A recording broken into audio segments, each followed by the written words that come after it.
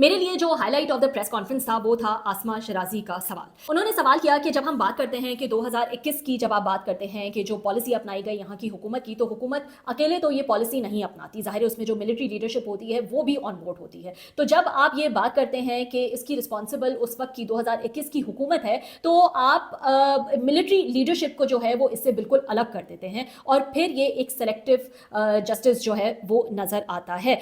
फिर उन्होंने ये भी कहा कि ये तो वॉर क्राइम्स के बराबर है, तो उसका एहतसाब उन लोगों का कब होगा, कैसे होगा। तो बेसिकली वो 2021 की बात कर रही थी, जो कि सब बात करते हैं कि उस वक्त जो है वो general Bajwa chief of army staff थे, वो फौज के सरबराह थे। तो ये खाली इमरान खान की तो पॉलिसी नहीं हो सकती कि इन दहशत गर्दों को जो है वो लाके वापस यहाँ पर बसाया जाए और इनसे बातचीत की जाए और ऑपरेशन ना किया जाए। जाहिर है उस वक्त की मिलिट्री लीडरशिप जो है वो भी इस पे ऑन बोर्ड होगी, जो कि हम बात बार बार जो है वो कर चुके हैं। तो उनका भी एहतसाब ज़रूरी है, वो भी इस चीज़ में उतने ही जिम्मेदार हैं जितनी उस वक्त की हुकूमत। DGISPR ने कहा कि होता यह है कि इख्तियारात जो है वो आपको पूरे चाहिए होते हैं, लेकिन रिस्पॉन्सिबिलिटी जो है वो आप नहीं लेना चाहते। नैरेटिव ये बना दिया जाता है कि हम तो बेख्तियार हैं, हमारे बस में कुछ नहीं है, और उस वक्त की जो मिलिट्री लीडरशिप है वो भी उसकी उतनी ही जिम्मेदार है। तो हुकूमत, उनका कहना था कि मुकम्मल तौर पर हुकूमतें जो हैं वो बाख्तियार होती हैं। ये हुकूमत भी बाख्तियार है, पिछली हुकूमत भी थी, उससे पिछली हुकूमत भी जो है वो बिल्कुल बाख्तियार थी। इदारों को वो इस्तेमाल करके अपनी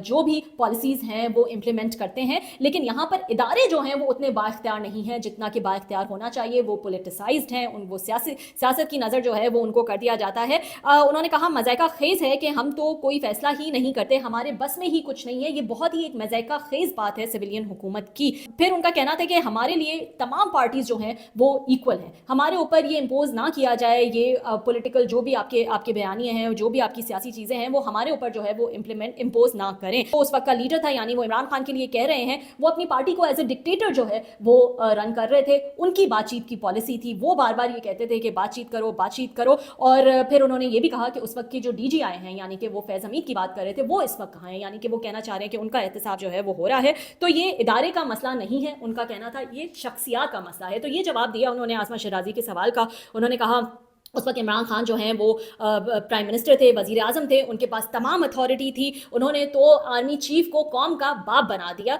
जो कि पाकिस्तान की तारीख में किसी ने नहीं किया, वो उन्होंने कर लिया। इस कदर जो है वो उनके पास इख्तियार मौजूद था। तो आप इस चीज़ को अंडर प्ले ना करें।